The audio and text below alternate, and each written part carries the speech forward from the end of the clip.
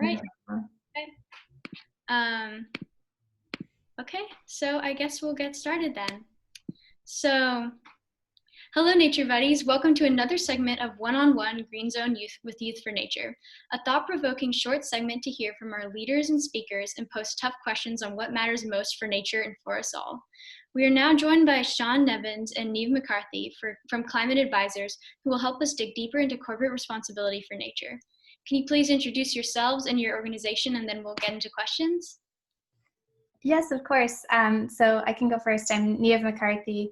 I'm a senior ESG analyst at Climate Advisors, so working on environmental, social, and governance issues across a variety of projects. But we're really excited to talk to you today about Lucida, which is our new data transparency tool. So my name's Sean. I'm the product manager for Lucida. I have a background in product and marketing, and I've been mainly focused on Lucida here at Climate Advisors.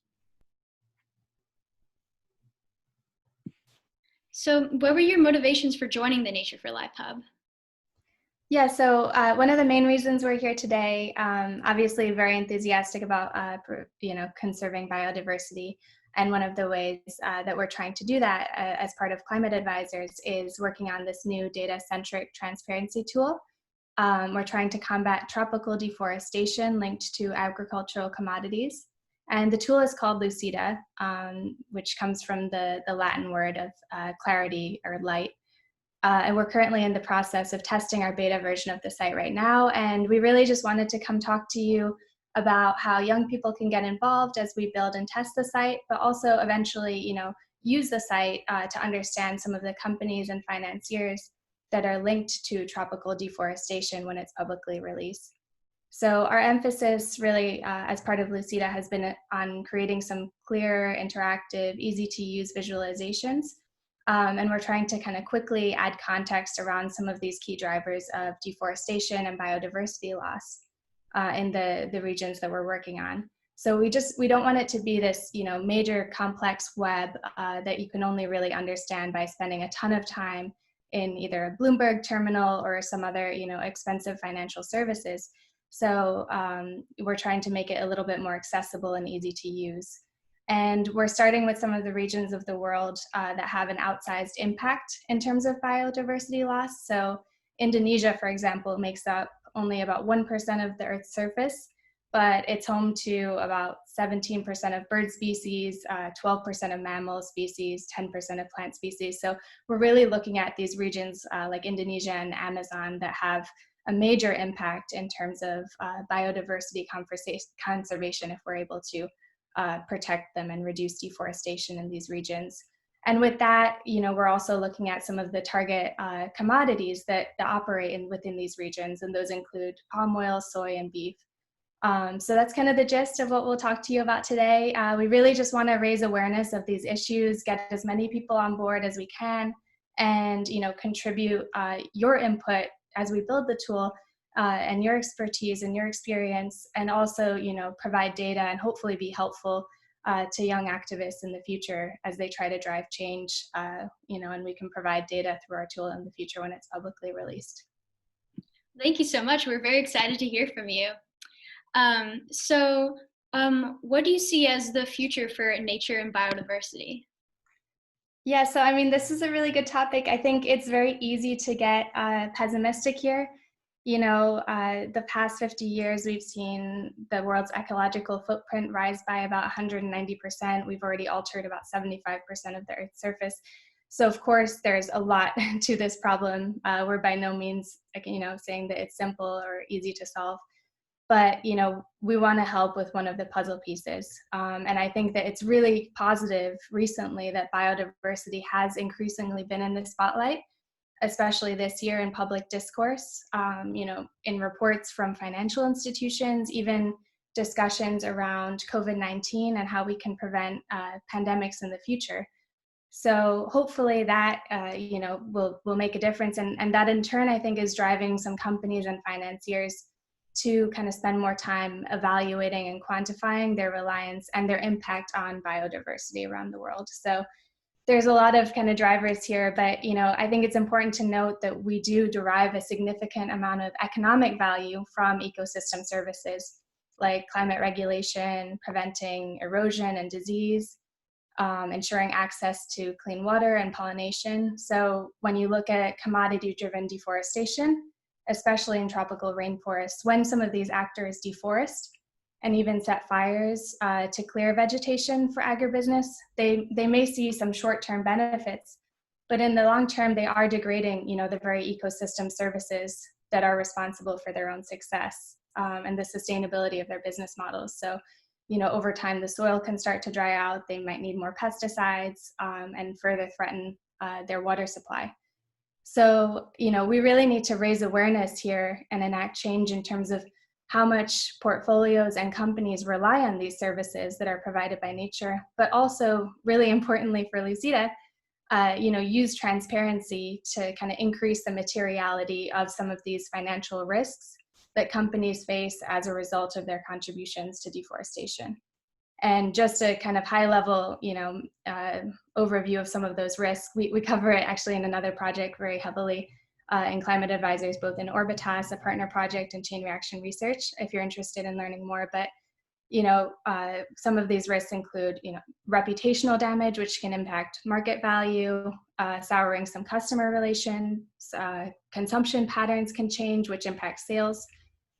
Even access to credit can be jeopardized as some of these financial institutions are incentivized to mitigate, their long-term risks themselves. So we're looking at all of these different risks, even financial or like regulatory and legal risks as international pressure kind of forces countries to change and conserve more areas. So we're looking at these risks. Financiers are increasingly looking at these risks, but they only actually materialize if people know what companies are doing and who is linked to those companies. So the theory of change with Lucida is really that accountability and transparency are intrinsically linked, and that transparency drives accountability. So we're leaning into the idea that, if we aggregate and disseminate this kind of continuously updated data and increase transparency around some of these companies and financiers that are linked to deforestation, we can allow NGOs, campaigners, activists like yourselves to use this data and, drive accountability within these industries that are, impacting deforestation so heavily. So that's kind of the general theory of change. I know it's kind of a broad area, so we're just one puzzle piece, as I say, but it's really exciting to kind of be in a position where we can help. Thank you so much. And I agree, accountability is so important, especially for right now. So for the next question, I know you've talked a little bit about this already, but so what action are you taking to be part of the solution? I think I can take that. Yeah, so maybe if I share my screen, I can kind of show you a little bit of what we're doing. Great. Can you see that? Can you see that? Yeah. Okay, great. I was worried I was muted. Yeah, so one of the biggest actions Climate Advisors has taken is investing in building out what Neve has been talking about, Lucida. And here's the website, and you can go to it now, but it hasn't actually officially launched yet. So this is a really like sneak peek. So the viewers are like kind of lucky. There's a lot of information on this website. There's information about countries. There are visual stories. There's updates about Lucida. But really the heart of our initiative is this tool. And here's the tool page. You can, like right now, you can go in here and you can learn about Lucida, the tool, what it is and what it does. But you can also, you can go directly into the tool itself, although you actually won't be able to right now. It's password protected, but here, whoops, I have the password. We're still in a development phase, so we're working on different aspects of the tool, and right now we're doing a lot of reach out. So that's why it's still password protected. And so I just want to take a step back, kind of reiterate a little bit of what Neve said, but the idea of Lucida is to really empower groups, campaigners, journalists, law enforcement, and young people that are focused on environmental campaigns with information about the different economic actors who are benefiting directly or indirectly from deforestation. And currently, so this is the tool page, and we've currently got it broken up into curated stories while we develop the tool further. So right now there's 4 stories on the site: major palm oil groups, top palm oil financiers, palm oil groups with the most RSPO allegations, and the RSPO is just a body that creates standards for sustainable palm oil. Lowest ranked Forest 500 palm oil groups, and the Forest 500 is a site that ranks the biggest companies in forest risk supply chains. So we've broken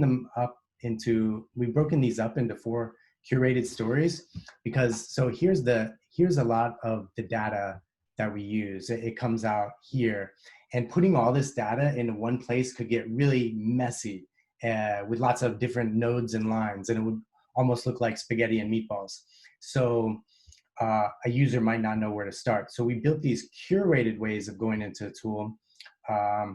And over time, we're going to add more entry points to give other users the ability to access everything. But for now, we mainly want to demonstrate the power of the data and functionality that the tool will have. So, and what I mean by like add entry points, let's say you're an organization, you're a youth group, and you hear about a specific company. We want to make it later so that you can come in and type in that company and then see all the connections to it and see other types of connections as well. But right now it's curated stories based on some of the most important information. And all this is about palm oil at the moment, but we're gonna do other commodities in the future, like Neve just said, soy, cattle, rubber, coffee, but this is the best data so far. So the page has several parts to it. It has a tool at the top. You scroll down, you have an overview of risk factors associated with Indonesian palm oil. So this is all focused on Indonesia right now. That's like our kind of pilot country at the moment. And then at the bottom of the page, there's related content, which are stories that pull insights from this page. And I'll show you one of those as well. The incredible thing I think about Lucida is that everything here is in one spot. You don't have to go to several different like financial databases to track down who, what, and how companies and financiers are connected to land use. So if I go back up to the top and I look at the tool, I can see here that there's a network of 10 companies, and this is pulling on live data sets, which are continually updated. You can zoom in, you can zoom out, you can see all the players in the space, and down here, there's a legend to orient you. So if I zoom in a bit, I'm just gonna do an example, and I go over this Vanguard, a big financier. I can look at the legend, and I can see that there's a bunch of different information in the legend, but I can see that this little green box, let me pull it over here a little bit. It shows that that Vanguard has a connection to this company over here. So I'm already getting some insights from this tool, which is really fascinating. And the tool, it gives other information too. So if I go around, I can click on this company here, and then a little box opens up. And it has a bunch of information, including location, Forest 500 score, and sustainability allegations. And this is really meant to give a user a complete snapshot of the company's participation in deforestation. So if you're a youth group and you're like thinking about maybe Wilmar, you can come to this site and you can find out so much information immediately about what's going on, and you can build a campaign without having to go to a bunch of different websites and using a bunch of different financial tools. You could get this fact-based information right away and then run with it. So which I think is just fantastic. And there's other things you can do here too. You can like click and unclick these different node types, and the tool is immediately repopulated again as fast as a Google search, and that was kind of the whole idea. Another thing a user can do is they can scroll down the page and they can go to an individual company, which kind of minimizes the network, makes it easier to understand, and helps you focus. So like you might go to Vanguard, like you say, I want to know more specifically about Vanguard. So here I can zoom in a little bit, And I can see that any of these nodes here are nodes that are palm oil groups that Vanguard has ownership of. So then I have more information about Vanguard's connection to deforestation risk companies. And on this page too, maybe I don't know a lot about Vanguard yet. I can go down here. I got a company overview. I can also scroll down and see the ownership percentages for the palm oil groups that Vanguard has ownership of. And I can do that with any of these companies. And there's also quick facts right here. I'm going to jump in really quick just because we only have a few minutes, and I think it's super important if you can kind of tell Scout and any listeners some ways that people on this forum can get involved, either in user testing or in the future. Right, sure. Yeah, sorry if I was not aware of the time allocation. So yeah, the one thing that I would really love for anybody that's watching this to get involved is reach out to us. You can get on our website and you can come down here and you can put in your email address. You can reach out to myself or Neve as well, and we'll get back with you. And we're really reaching out to everybody, doing engagement around the world right now in our priority countries, Brazil, Colombia, Peru, Indonesia, and we're looking for feedback. We want to build this for you. It's really a site of service to the user. Thank you so much. I mean, I gotta say, Lucida is so cool. It's so cool. And I'm also, looking at the time, we have just a few minutes left. I'd like to hear from you. As a youth myself, I'd like to hear how you think we can empower and involve youth more. Yeah, so, as Sean mentioned, there's plenty of ways specifically to get involved in Lucida. We should mention that the site is already live right now. The tool is password protected because we're going through user testing. There are many people, I'm sure, in this audience who would be great user testers or might like to get involved to give input, and we would love that for sure. So definitely reach out, sign up for our newsletters. We have a bunch of information coming out on companies. But also just in general, I think, it's easy to get discouraged in this area, but it's so kind of motivating. I think that younger generations, survey after survey, it shows that younger generations increasingly want companies, not only companies they work for, companies they buy from, I'm sure in the future companies they invest in, to have ESG at core at the center of their mission. So there's a lot of hope, I think, in this hub and in this platform. And I think I would just encourage people in the audience, right, to vote not only politically, but with your dollars, because it's easy to say, oh, we don't have that much of an impact. But when you look at a whole generation, the impact is quite outsized. And there's record-breaking funds into ESG funds right now. And, we have a lot of power to influence change. So it's been a pleasure talking to you today. And thank you so much for including us. Thank you. Thank you. Thank you so much. So, as a conclusion, thank you so much for your time with youth today. We encourage all young people to get involved with Lucida and work with climate advisors. And please join us again at 3:30 and 4:30 today for more Green Zone interviews, and enjoy the rest of the hub. Thank you so much. Thank you. Thank you, guys.